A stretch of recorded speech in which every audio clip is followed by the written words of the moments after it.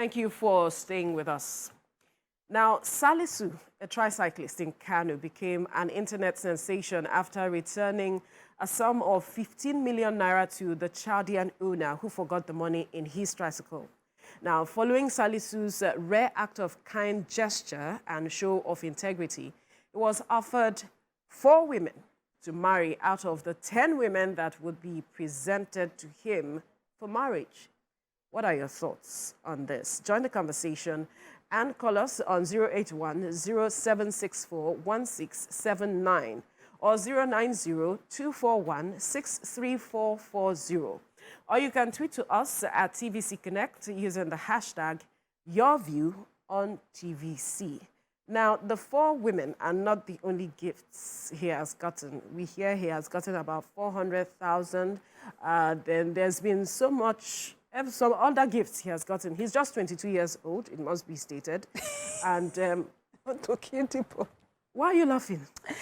Oh, go ahead. He's just 22 years old. And again, he's a tricyclist. And he was given a new tricycle as a gift as well.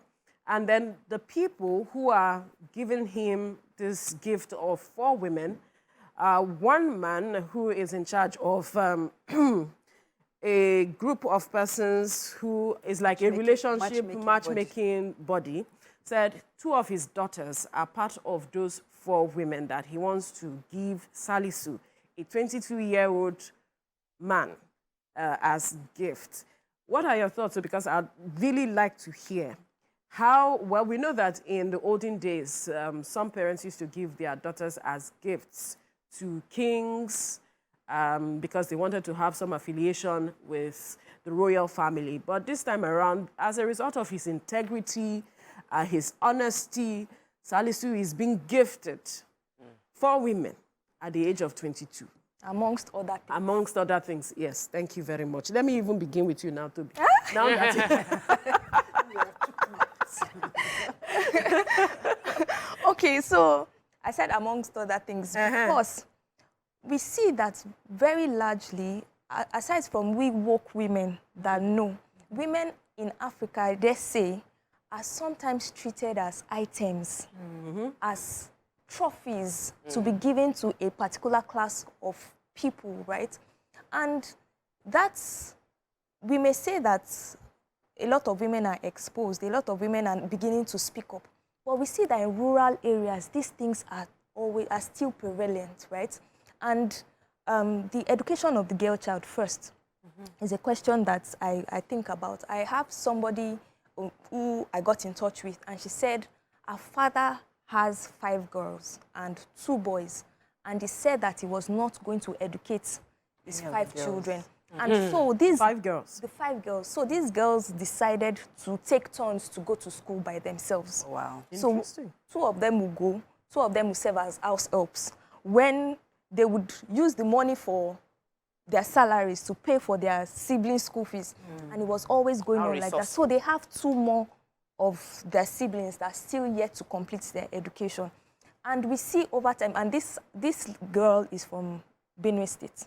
Wow. So we see that happen over time. And I think that when we say that you're gifting somebody 4 women to choose 4 women as... 10, they're presenting 10. They presented 10 and said you should choose 4. And I think about it and say that... Our no. This our female gender. What have occurred?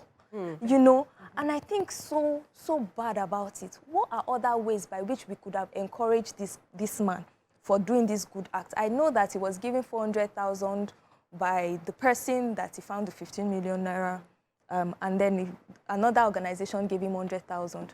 But are there other ways to actually empower this guy aside giving? Because to marry person is not easy. It's a burden. Now to think about telling him to marry 4 women, I know that is their way in the north, where it is that the more wives you have, you know, the more it feels like... But in this case, it's a matter of, he has displayed a characteristic of whom they believe, of honesty and whom they believe in. Will take care of their daughter. He will take care of these women.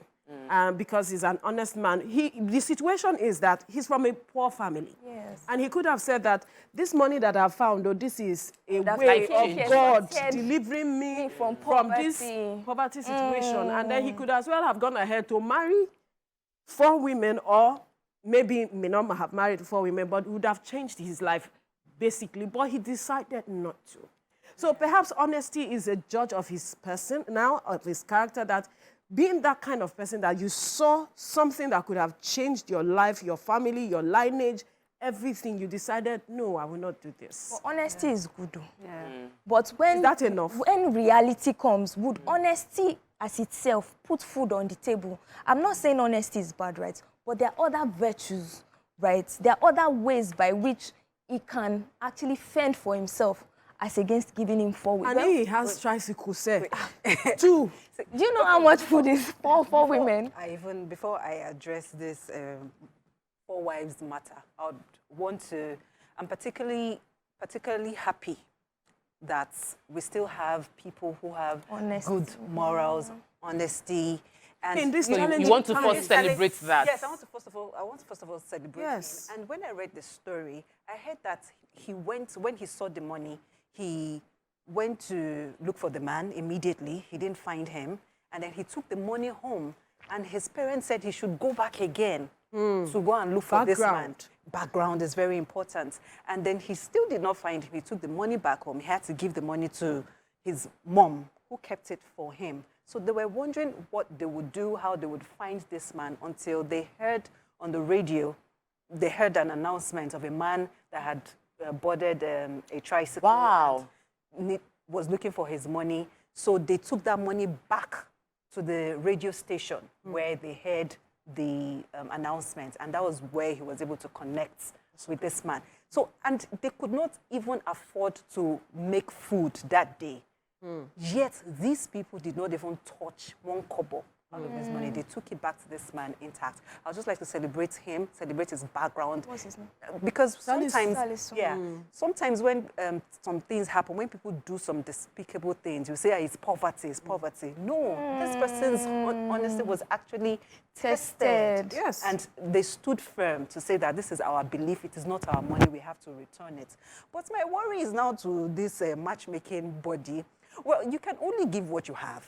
You know, that is the product. Hook up is their own business. Yeah. Since everybody is giving the boy thing, they said, wanted okay, to what do we have? Our product. So we too, we have something to give to this guy. It's now the boy's decision to say, I do not have the power to accept this one, or just accept it on a surface level. I think they only offered what they have to offer. You cannot give what you don't have now. Right?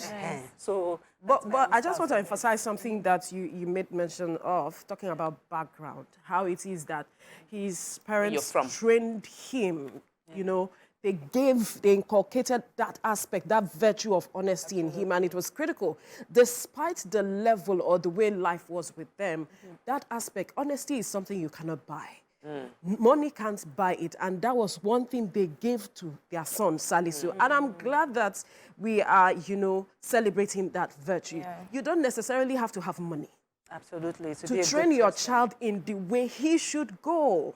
So it's a good thing that we are seeing parents train their child a certain way and inculcate that virtue, that whatever level you are. I know that there are a majority of Northerners who are like that. I know them because I have grown up amongst them and I understand how it is with them.